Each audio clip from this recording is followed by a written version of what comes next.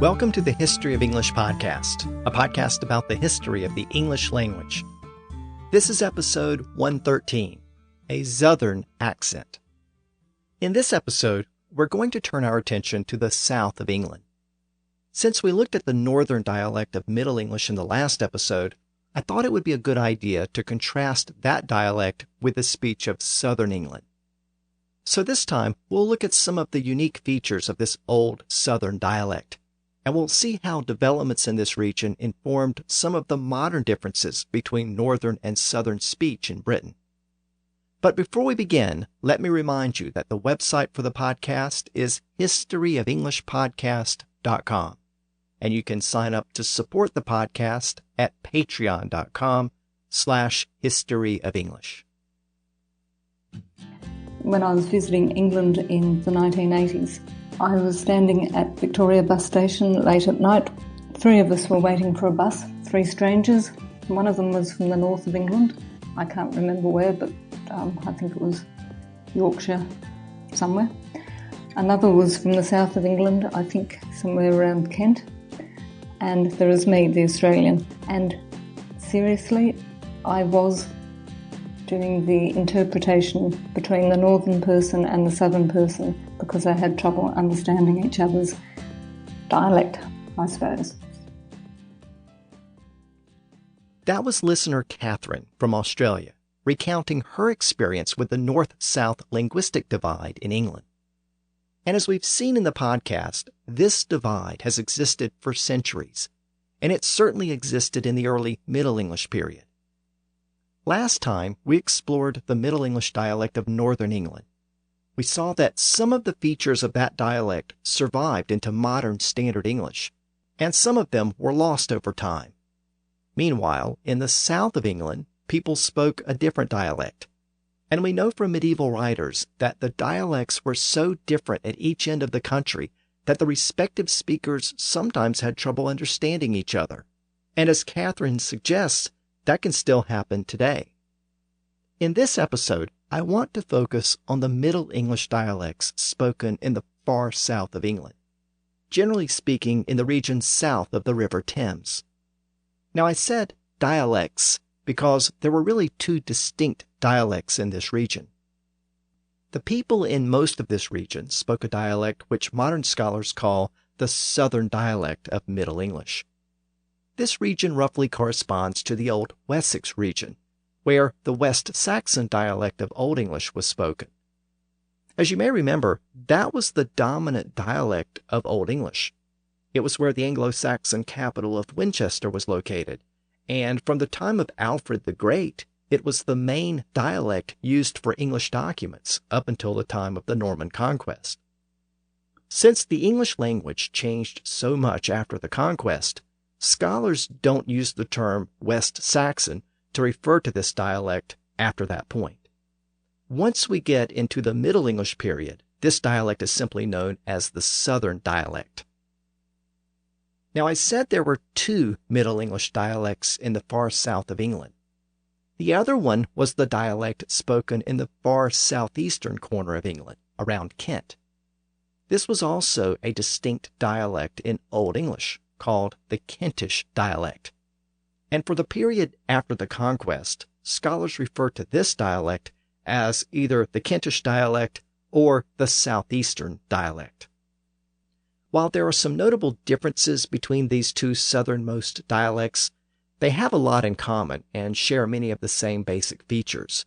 So for purposes of this episode, I'm mostly going to focus on the things they had in common, and I'll treat them as essentially one common dialect region. Now, before I go any further, I should mention that there was a vast region in the middle of the country between the dialect regions of the far south and the far north. The region in the middle is known as the Midlands, but in the Anglo-Saxon period it was called Mercia. So the Old English dialect of this region is called the Mercian dialect. But as we move into the Middle English period, scholars divide this middle region into 2 separate dialect areas, called the West Midlands and the East Midlands.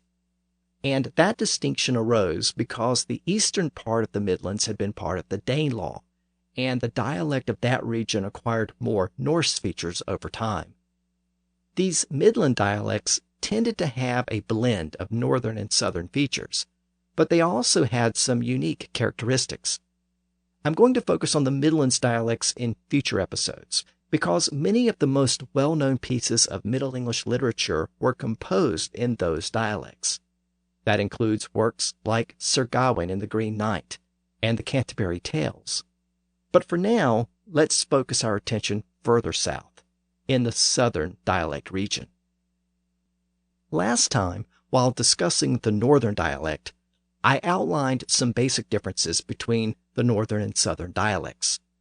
So let's take a moment and quickly review those differences. We saw that the northern dialect tended to retain the hard K sound, which existed in many Germanic words, either native English words or borrowed Norse words.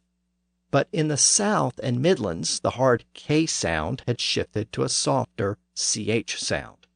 So we saw that the North had kirk, where the South had church. We also saw that Northerners made nouns plural by adding an S or ES to the end of a word, like we do today. But in the South, people tended to make nouns plural by adding EN to the word, like children and brethren. And Northerners added an S or ES to verbs in third person singular. So they would say, he loves or she loves, like we do today. But further south, people added other endings. In the Midlands, people added en, so they would say he or she lovin'. And in the far south, people added eth, so they would say he or she loveth. Northerners also used the Norse pronoun forms that began with a th sound, they, them, and their. But in the South, people tended to use the more traditional Old English forms that began with an H sound, he, hem, and her. And last time, I also reminded you that Northern speakers held on to the original long A sound, in many native English words. So in the North, a heavy rock was a stan instead of a stone, and a person's residence was a ham instead of a home. Again, those were the original Old English pronunciations. But in the South, that vowel sound had changed to aw, meaning those words became ston and hom, now spelled with an O.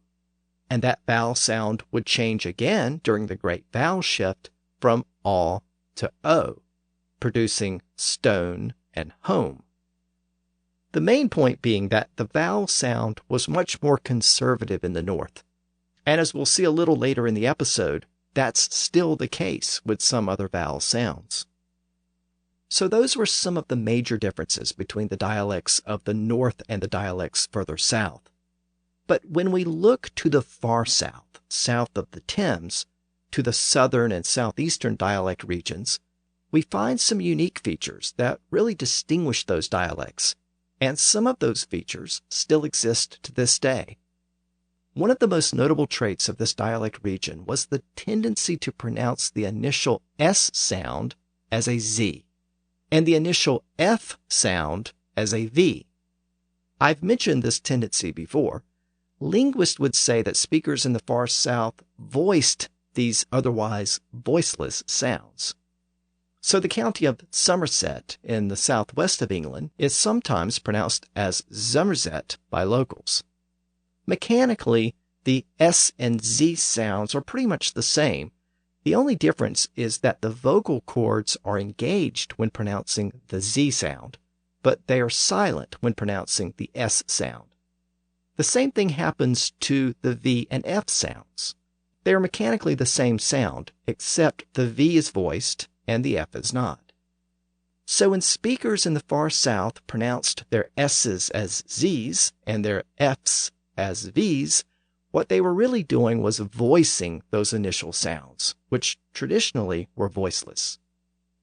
Last time I gave you a sample of northern speech by playing part of an interview with a farmer from the Durham region. Well, I want to do the same thing this time. In this case, I want to play an excerpt from an interview with a retired miner from Somerset, which was conducted back in the 1950s. Once again, this comes from the British Library archives, and the speaker's name is Jim Steeds. He was born in 1872, so just like last time, this is an older version of the dialect. In this sample, you'll hear him describe a mining accident when the roof of the mine he was in collapsed and trapped him. You'll hear him pronounce 26 as 26, 7 as zeven, somebody as somebody, and supposed as supposed. You'll also hear him pronounce from as vrum and 14 as vorteen. In 1926, we had a strike, and we were on strike for, from April to November, I were on strike. And then I went to work, and I went to work on the Monday night. I was working nights.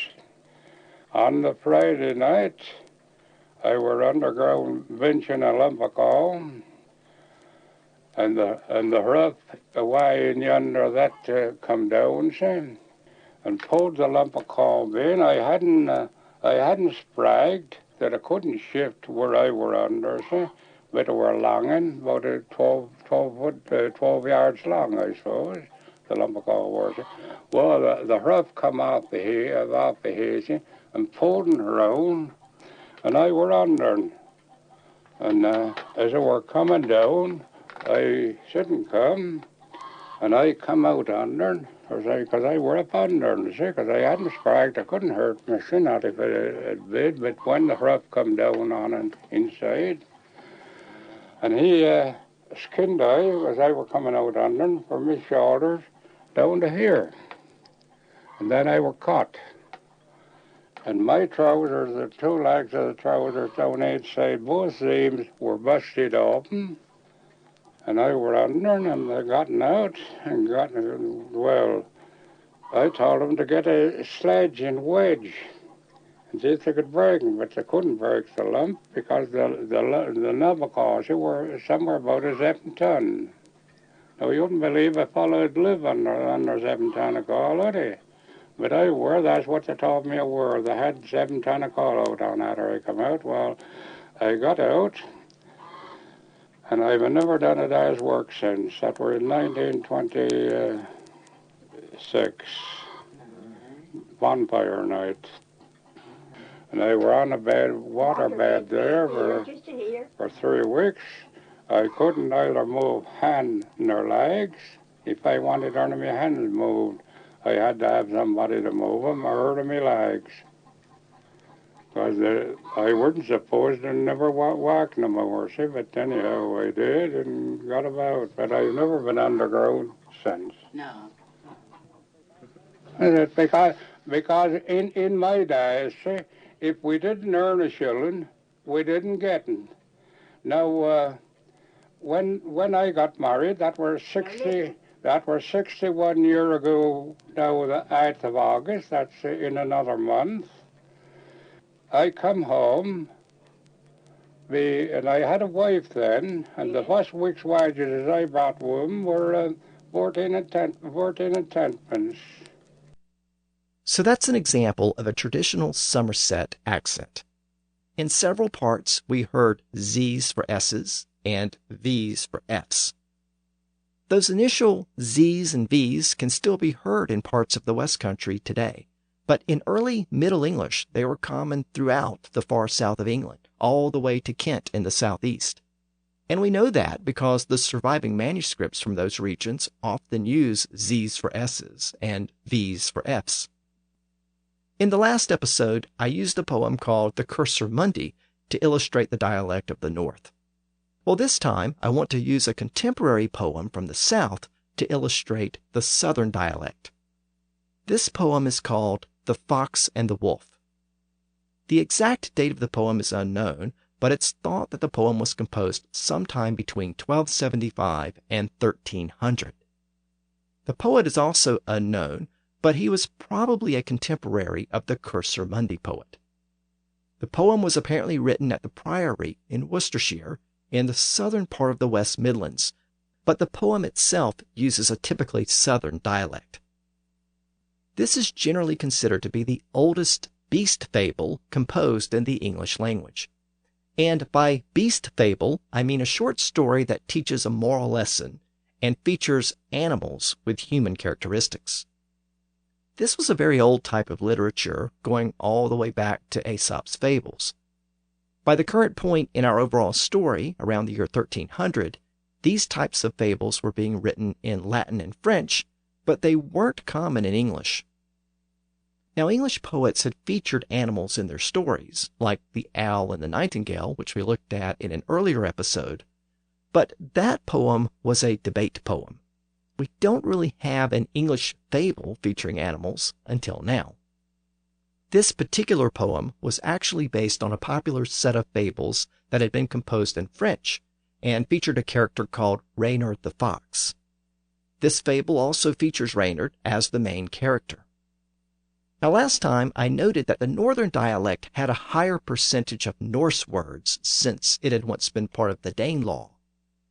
Southern dialects had fewer Norse words, and in fact, this poem, The Fox and the Wolf, doesn't have a single word which can be traced back to Old Norse. However, it does have a fair number of French words. In the first two lines of the poem, we can hear the southern features. In modern English, those lines read, "Out of the woods a fox did go, so hungry that he was filled with woe." And here's the original Middle English version. "A volks goen ut of de wodegal, a bingeret so that him was wall." One of the things you might notice is gaw and waw instead of go and woe. The Old English versions were gon and wa, spelled with an A and using the traditional ah sound. Remember that Northern speakers held on to that vowel through most of the Middle English period, so those words would have still been gon and wa in the North. But in the South, the vowel had shifted to aw, on its way to becoming o after the great vowel shift. So from Old English gon and wa, here we have Middle English gaw and waw, and after the 1400s, we'll have go and woe. We see that vowel changing in the South in this poem because both words were spelled with an O instead of the traditional letter A. The other notable sound change in the first line is the pronunciation of fox as vox. The word is actually spelled V-O-X. There we see the voicing of that initial sound so that the F became a V. As we saw earlier, this was one of the common dialect features of the far South. Now, this Southern pronunciation didn't have much influence on modern Standard English, but I have noted in a couple of prior episodes that the Southern pronunciation of fox did give us a word in modern English. You might remember that a female fox is called a vixen, and the V in vixen comes from that Southern pronunciation of fox as vox. The en suffix in vixen was a feminine ending inherited from Proto-Germanic. So Old English vixen became vixen in the south of England, and that's the version that survived into modern English.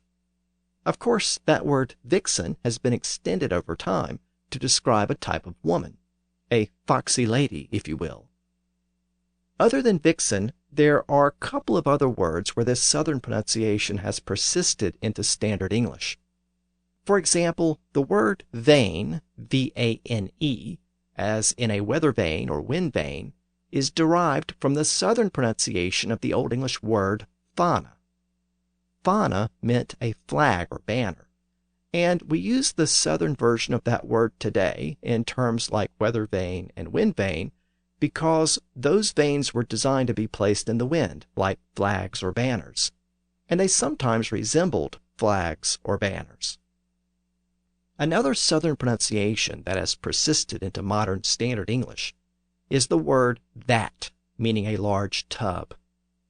That is actually the Southern pronunciation of the Old English word that, which meant a vessel. But other than those specific examples, vixen, vane, and vat, the Southern pronunciation of F as V has had very little impact on modern English. In fact, outside of the far South, Old English speakers didn't use the V sound at the beginning of words. So, with the limited exceptions of vixen, vane, and vat, all other common words in modern English that begin with a V sound are actually loan words from other languages, mostly French or Latin. So let me take you through this poem, The Fox and the Wolf, so we can explore some more of the Southern dialect features. Here are the first 14 lines. I'll rotate my modern English translation with the original Middle English text. Out of the woods a fox did go, so hungry that he was filled with woe. He was never in any way half as hungry as he was that day. A fox gone out of the wodogaw, a vingret so that him was wall. He nes never in non wisa, a vingret error half so sweeta. He did not travel by path or street, for he loathed the men who he might meet. He would rather meet a hen than 100 women. He ne held neither way ne straighta, for him was loth man to mate. Him were lever maten on hen than 100 women. He struck out quickly over all, such that he soon saw a wall. Within the wall was a house. The fox was eager to check it out, for he thought his hunger to quench, either with meat or with drink to drench. He struck Zouthern over all, so that he offset on a wall. Within the wall was an house, the vox was dieder Zouthern voos, for he thought his hunger a quencha, other mid meta, other mid drincha. So let me mention a few things about that passage. At the end, we see the word drincha for drink. This was a common Southern form with the CH ending in place of the hard K. This softer CH ending still survives in the word drench, drink and drench ultimately being two different versions of the same root word. Also, note that the word appears here as drincha, D-R-U-N-C-H-E. So it has an E at the end, pronounced drincha. I noted last time that this represents what remained of the various inflectional endings that had once existed in Old English.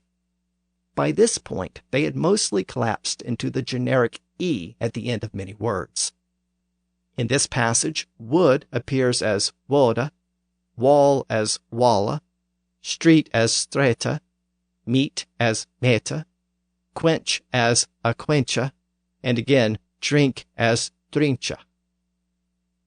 Now, last time I noted that this generic sound at the end of many words had stopped being pronounced in the North, but it continued to be pronounced in the South.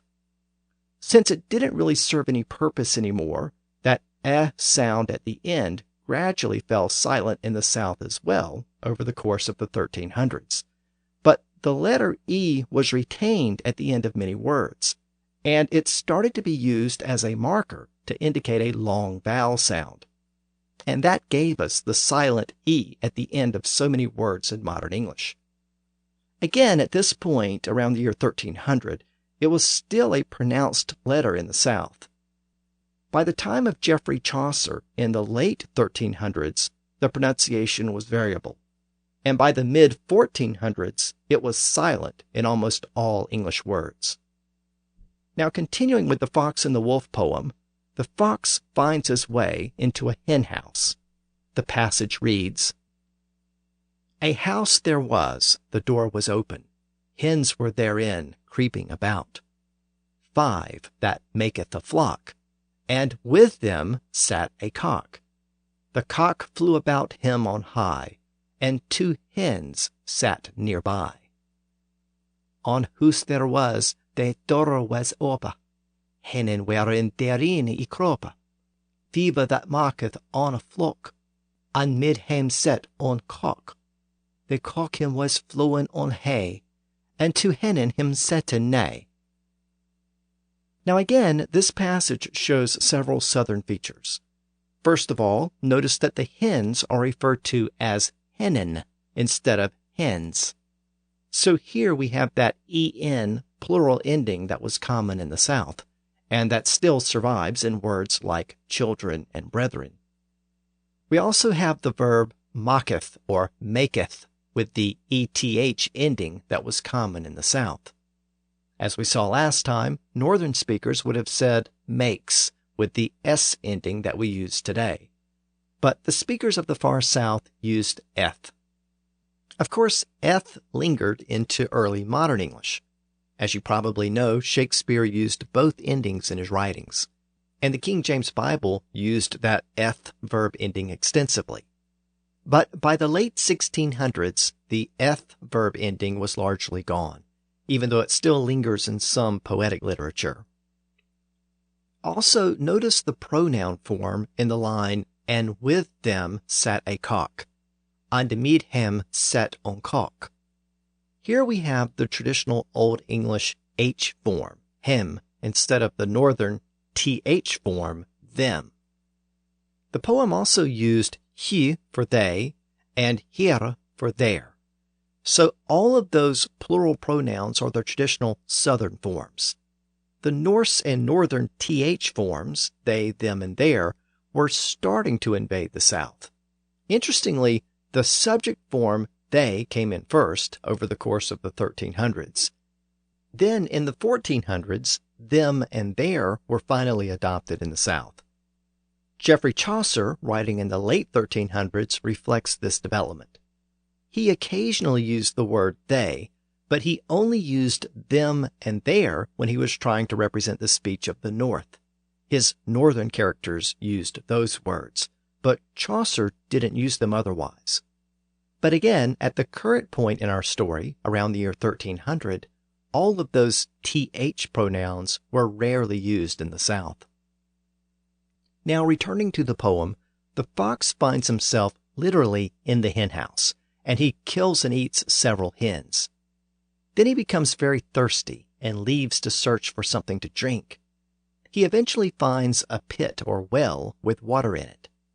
In the well, he notices 2 buckets attached to a pulley system. When one was pulled up, the other would go down.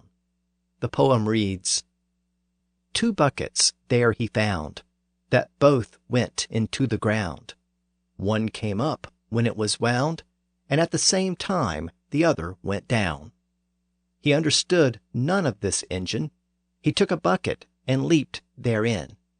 He hoped there was enough to drink, as the bucket began to sink. Too late, the fox was without thought, when down the pit he was brought. Far enough he thought he had gone, but help there was none. Down he went, while he was therein, caught in a trap, the deceitful engine. 'Twa bucketes there he found, that otherwend to the ground, that when me should that on upwind, that other wode a doon wind. He nae understood noot of they gin. He nom that bucket, and leap therein. For he hoped he knew to drink. This bucket beginneth to sink. To lat they vooks was bethought, though he was in the gin I brute. He knew he gone him bethancha, och he nae hop mid none rancha. A doon he musta, he was therein. He caught he was mid sweekle gin. The fox is now trapped in the well, but at least there's water to quench his thirst. He begins to drink the water, but it stinks and doesn't taste good at all. He begins to cry and laments his situation. He says that his lust for food and water and his thievery have led him to this predicament. Soon a wolf arrives at the same well looking for food. The wolf hears the fox crying in the well, so he approaches the well and asks who is inside. The fox recognizes the wolf's voice because they're old friends, and the fox quickly thinks of a plan that will allow him to escape from the well. He identifies himself as the wolf's friend, Reynard the fox. and he says that he should have asked the wolf to come with him because he has found paradise at the bottom of the well. He has more than enough to eat and drink forever. He will never be hungry again, and he will never have to work. He will never again experience suffering or woe. The wolf asks the fox if he's died and found heavenly bliss. The fox says yes, and that the wolf should join him in the well to share in his good fortune. The fox says that he would not even consider leaving to rejoin his family, or even for all the goods in the world. Now the wolf was very hungry, so he was tempted by the fox's description of paradise at the bottom of the well.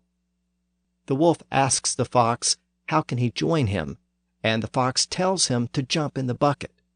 Of course, the fox was sitting in the other bucket at the bottom of the well, knowing full well that as the wolf went down in one bucket, the fox would rise in the other. Here's the passage that begins with the wolf's question. Now tell me what I shall do, so that I may come to you. Do, said the fox, I will you learn. See that bucket hanging there? There is an opening to heaven's bliss. Leap therein with certainty. And you shall come to see me soon, said the wolf. That is easily done. He leaped in and weighed a great deal, something that the fox knew full well. The wolf sank, and the fox did rise. As the wolf descended, he was greatly surprised. When he came to the middle of the pit, the fox upward he did meet. Ach, say me what I shall do, and who each my coming day to. Do, quoth the fox, each will de lere, he sis do a book get hongy there. There is a brooch of heaven a blisa, leap therein a midi wisa, and there shalt come into me sona, quoth the wolf, that is lech to dona. He leap in and way sumdal, that west de vox full well. The wolf gone sanka, the vox risa, the gone the wolf a sora grisa. The he come a mida de puta, the wolf a dene vox oprud meta. So through trickery and deception, the fox makes his escape, and now the wolf finds himself trapped in the well. The well is located next to a house where friars live, and soon a friar comes to gather some water because he's very thirsty.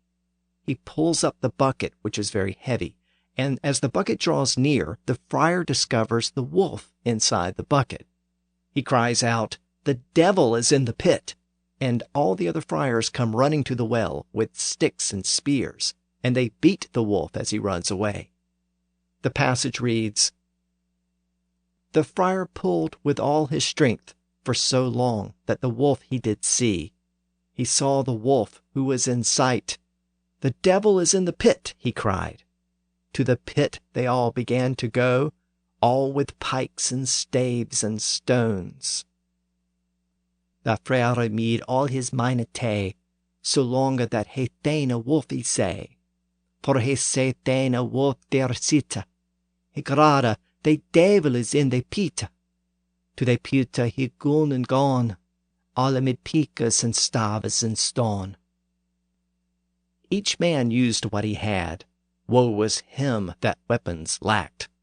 They came to the pit and drew up the wolf. They had the wretched enemy enough. They were eager to render defeat, with great hounds and to beat. Well and angrily he was beaten and flung, with staves and spears he was stung. The fox tricked him, for he found no bliss, and from the blows he found no forgiveness. Each one with that he had, woe was him that wept the neder. You come into the pit then a wolf updraw, the head of the wrench of foemen he know, that were an egra him to slater, with great hundas and to better. Well and rotha he was his swung, mid staves and spears he was his stung. They vox becharred him midi wisa, for he ne fond nones kunis blisa, ne hof duntes forgivenessa. So that's the fox and the wolf. a poem composed around the year 1300 in the Southern dialect of Middle English. Now, I pointed out that the poet spelled a word like fox as VOX to indicate an initial V sound. Other F words were also respelled to reflect that pronunciation. Words like find and frogs to vind and vrogen. But what about S words like sit and say and sin, all of which were used in the poem? Did the poet spell them with a Z or Z to indicate how they were often pronounced in the South? Well, no, he didn't. And that's because the letter Z was still not a common letter in English. So let me explain. The letter Z or Z has its origins in the Greek alphabet, as the Greek letter zeta.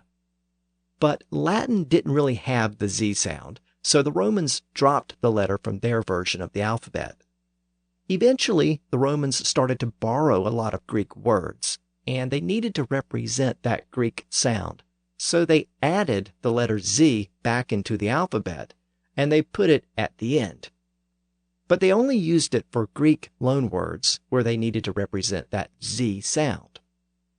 Now, if we jump forward to England during the Anglo-Saxon period, Old English had the Z sound in the middle and at the end of words, but the letter Z was rarely used in Latin, so Old English scribes tended to follow the Latin practice. They occasionally used the letter in loanwords, but they rarely used it for native English words. They only used the letter S, the way we still do in a word like houses. We use an S even though it has a Z sound. And that was the common practice around the year 1300 when The Fox and the Wolf was written. So in the poem, the poet just used the letter S. However, about 4 decades later, a religious text was composed in Kent in the far southeast corner of England called Ienbita of Inwit, literally the remorse of conscience. And in that text, the letter Z is routinely used to represent the initial Z sound in many of those southern words. So for example, sin is spelled as Zenne, Z-E-N-N-E. And from that point on, we find the letter Z being used more and more for native English words which had the Z sound. So even though The Fox and the Wolf didn't use the letter Z, it was about to become much more common in English documents. Now that Kentish spelling of sin as Z-E-N-N-E points to another important development in the Southeast, and that was the changing pronunciation of the vowel sound in that word. Notice that the Kentish version of the word sin was spelled with an E, not an I. So why was that? Well, it has to do with something I mentioned last time, the changing nature of the sound represented by letter Y.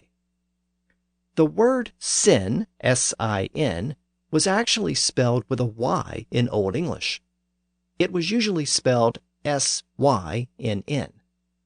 And last time I noted that the letters I and Y had distinct sounds back then.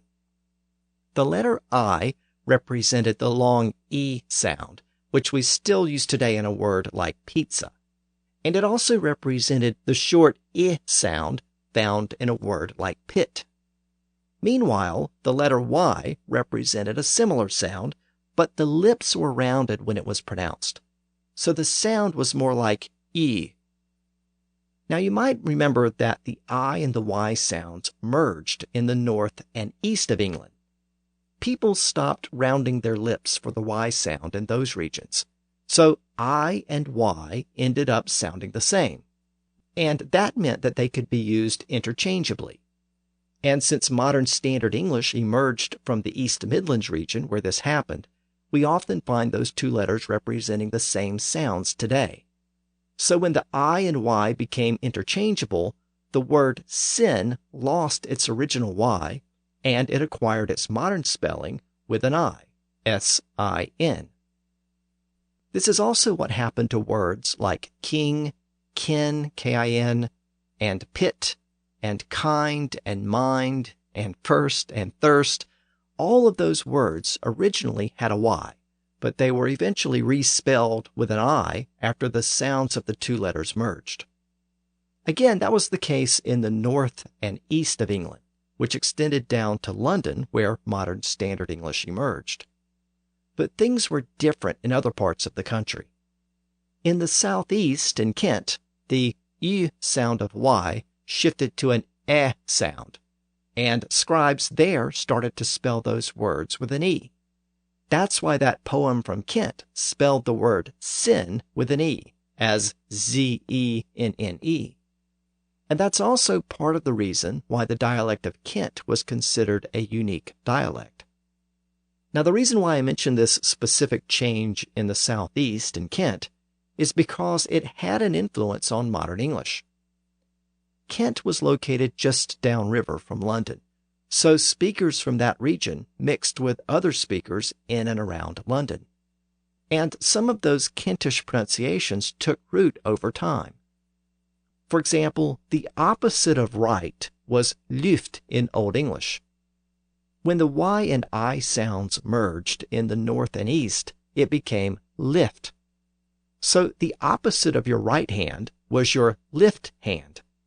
But down in Kent, where the Y sound became the word was pronounced as left and spelled with an E, L-E-F-T. Of course, that Kentish version became standard over time. The same thing happened with knell, K-N-E-L-L, which meant the sound of a bell. We usually find it in the term death knell. It's an Old English word, and in Old English it had a Y sound and was spelled with the letter Y. But as the sound changed around the country, the Kentish version became knell, spelled with an E, K-N-E-L-L, and that's the version that survived. The same thing happened with Merry, as in Merry Christmas. Again, it originally had a Y and a Y sound, but modern English uses the Kentish version, spelled with an E and an E sound. Now, I've told you that the Y sound merged with the I sound in the north and east of England, and in the far southeast it became an E sound spelled with an E. So what about the rest of the country, specifically the remainder of the South and the West?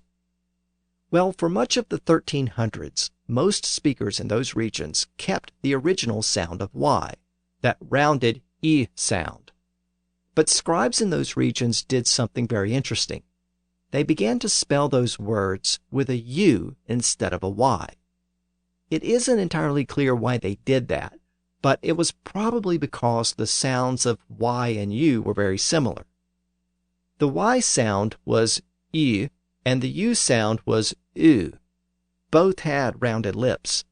And since the Y and I were becoming interchangeable in other parts of the country, it's possible that scribes in the South and West didn't want to create confusion by continuing to use the letter Y in those words. If they used a Y, it might suggest an I sound. So in many parts of the South and West, they started to use the letter U instead because they thought its U sound was close to the U sound of letter Y. Now, this was the case throughout the Fox and the Wolf poem, which I just discussed. Time and again, the poet spells words with a U instead of a Y. So, for example, that word sin was used by the poet, and he spelled it S-U-N-N-E. So, like most of these words, sin was spelled with its modern I in the north and east, with an E in the southeast around Kent, and with a U in much of the south and the west. This reflected the difference in the various accents. The poet also spelled the word kin, meaning a relative, with a U. He spelled it C-U-N-N-E. He repeatedly used the word pit to describe the well where the fox was trapped, and it was spelled P-U-T and P-U-T-T-E. I mentioned that word knell as in a death knell. Well, the poet also used that word, and he spelled it C-N-U-L. Thirst, filth, and mind were also spelled with a U. Again, this was common throughout much of southern and western England. and these U spellings also had an influence on modern English. Take the word busy, B-U-S-Y. It seems like it should be spelled B-I-Z-Y. Well, as we saw earlier, scribes didn't tend to use the letter Z for native words, so busy has an S for the Z sound. But what about that U? Well, the word busy was originally spelled with a Y, and it experienced the changes I just described in the various parts of the country. The word busy reflects a blend of these dialects. It has the pronunciation that was common in the north and east of England, where the Y sound merged with the I sound. That's why the vowel has a short I sound today. But the spelling is the version that was common in the south and west of England, with the letter U, and that gave us the modern spelling B-U-S-Y. The word bury, B-U-R-Y, has a similar story. Notice that F-U-R-Y is fury, and J-U-R-Y is jury. But B-U-R-Y is not bury, it's bury. Fury and jury are French loanwords that came into English with the letter U representing a U sound. But bury is a native English word which was originally spelled with a Y. The modern pronunciation with the A sound is the Kentish pronunciation, and the spelling with the letter U is the spelling from the south and west of England.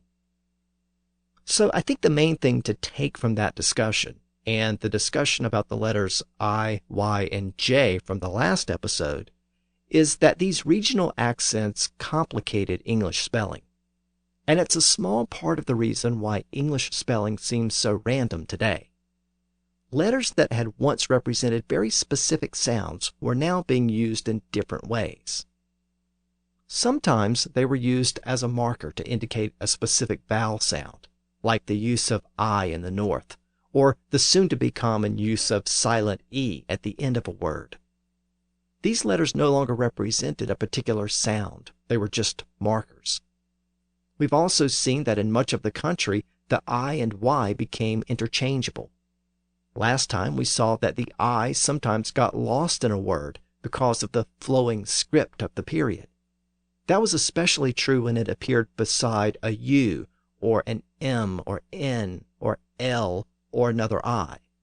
So in those cases, it became common to replace the I with a Y to help indicate the vowel sound. But as we've seen in this episode, sometimes the opposite took place.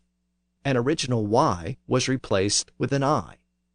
That often happened in the north and east because the two letters represented the same sound in those regions. Meanwhile, the far southeast developed a different pronunciation of that Y sound, so scribes in that region used an E. In other parts of the south and west, scribes used a U when spelling the same words.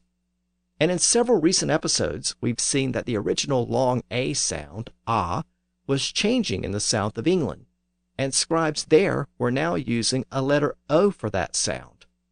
But scribes in the north continued to use letter A. So you can start to see why modern English spelling is such a mess. Letters were starting to be used in new ways, and regional accents required different spellings in each part of the country. And in fact, the summary I just gave you only covers some of the major changes that were taking place. There were others as well. For example, just as scribes struggled with the letter I and tried to find ways to keep it from getting lost in a word, the same thing happened with the letter U. In fact, if you think about it, in a period before it was common to dot the I, a letter U actually looked like two I's when it was written in a cursive-style script. When a U appeared beside an I, you couldn't tell if it was IU, or UI, or a W. Two U's together could be read as IIU, UII, or IUI. And when a U appeared beside an L, or an M, or an N, which also had straight lines, A similar problem arose, and it also made the word difficult to read. So French-trained scribes started to replace that U with an O in a lot of words. Think about the word love. In Old English, it was often pronounced luvu, spelled with a U.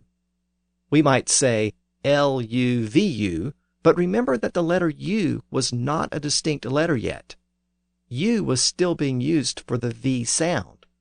So the word luvu was sometimes spelled L-U-U-U. After you wrote the L, which required a vertical stroke, you had to write out 6 more vertical strokes to indicate the 3 U's. So you ended up with the word luvu represented by 7 vertical strokes that all looked the same. When someone looked at that word, they had to figure out what the heck was going on. So it became a common practice to replace the first U with an O. And that gave us the modern spelling L-O-V-E. But notice that the O actually represented a U sound. The same thing happened with a word like some, as in give me some of that. It was S-U-M in Old English, but the U beside the M made the word hard to read in the flowing script of the period. So it became common to replace the U with an O, giving us the modern spelling S-O-M-E. This also helped to distinguish the word from the French word sum, S-U-M, meaning a mathematical total. That word was coming into English around the current point in our story in the late 1200s. So the Old English word got an O, and the new French word kept its U. This also happened with son. Old English had son, meaning a male child, and sun, meaning the giant star in the sky. They were both spelled with a U in Old English. But son, meaning a male child, was given an O in Middle English, in part because the U appeared beside an N and tended to get lost, and also because the scribes wanted to distinguish the child from the celestial object.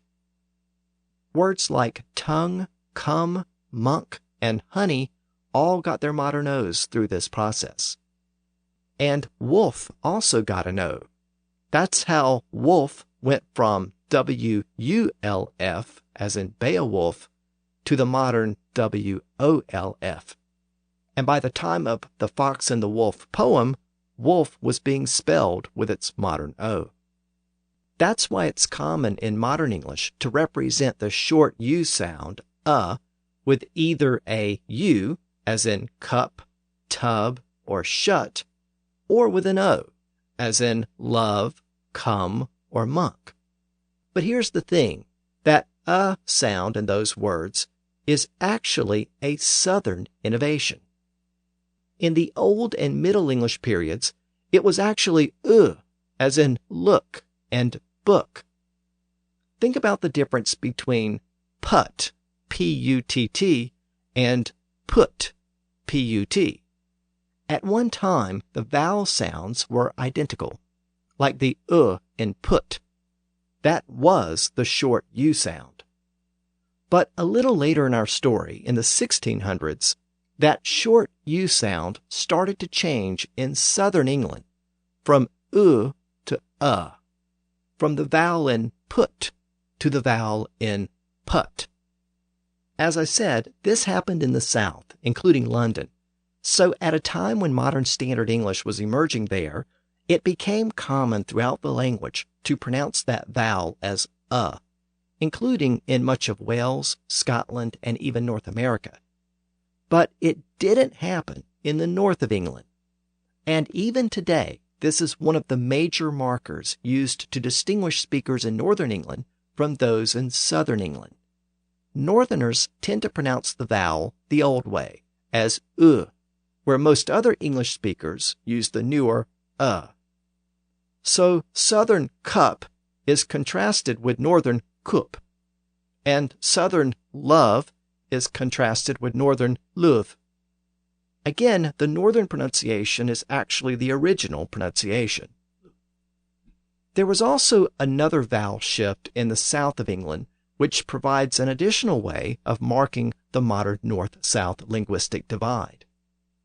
During the 1700s, in the south of England, the flat a sound in words like bath, path, laugh, and grass shifted to an ah sound and became bath, path, laugh, and grass. In some parts of England today, this is considered a posh feature, but it's actually standard throughout southern England, and it's also a feature of standard British English, known as received pronunciation. Since this change happened in the 1700s, it was too late to have an impact on American English, and the change also failed to occur in northern England. So the American pronunciation of those words is much closer to the pronunciation in northern England. Again, the a sound of bath was the original sound, whereas the ah sound of bath was a later development in the South. I should also note that I will deal with all of these accent differences in more detail when I get to the modern English period, but the details here are fascinating. This a to ah sound change only affected certain words, not all words with the a sound, and the words that were affected varied from region to region. But to keep it simple for now, these two rules regarding the pronunciation of the short U sound and the short A sound are the two main ways to identify and distinguish northern accents from southern accents in England. And let me actually illustrate this for you.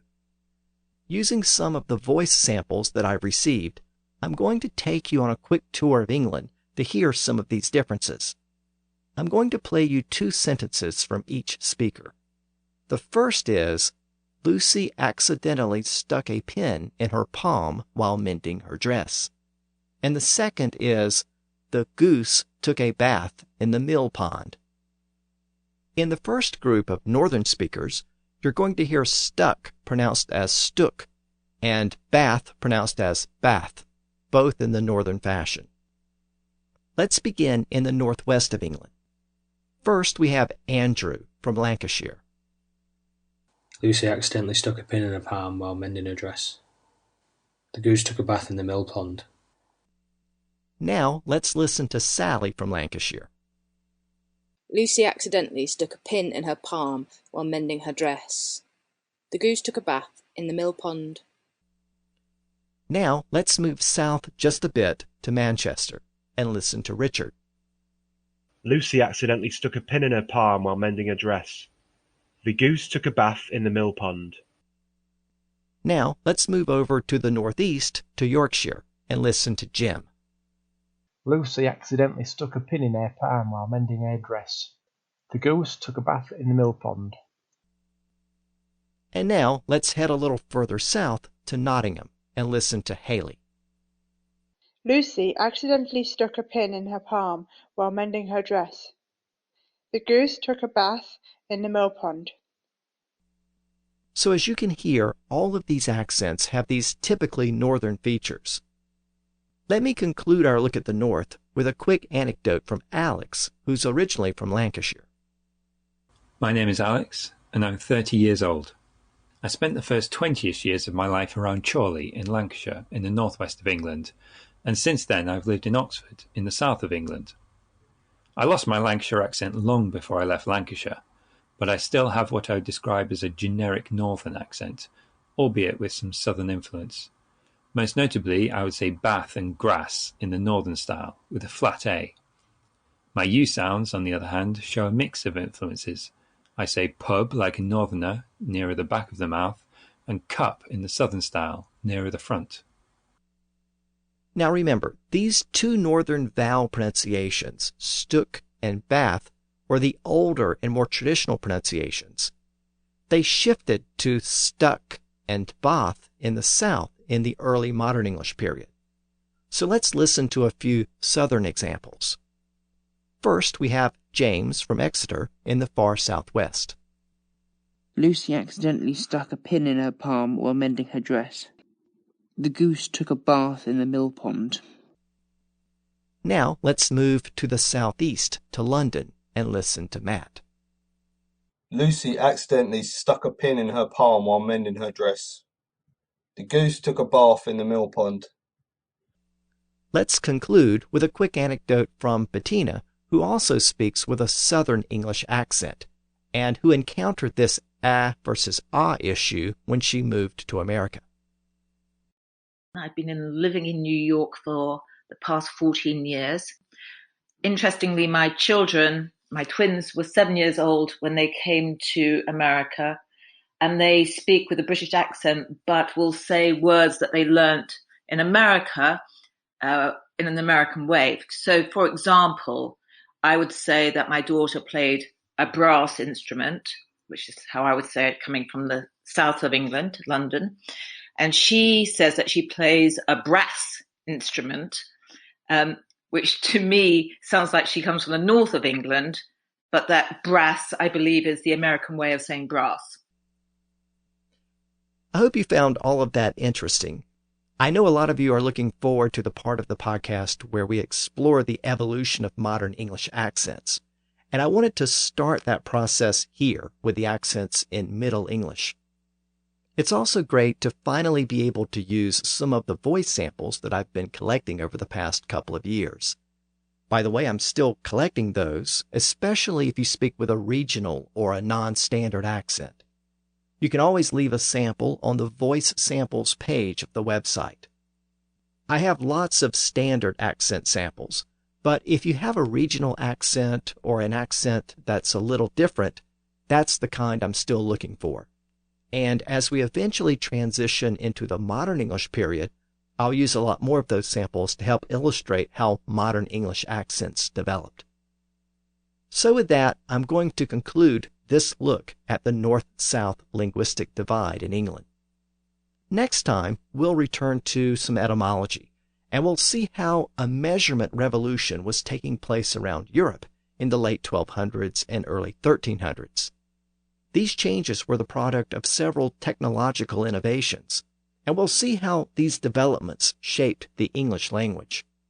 So, until next time, thanks for listening to the History of English podcast.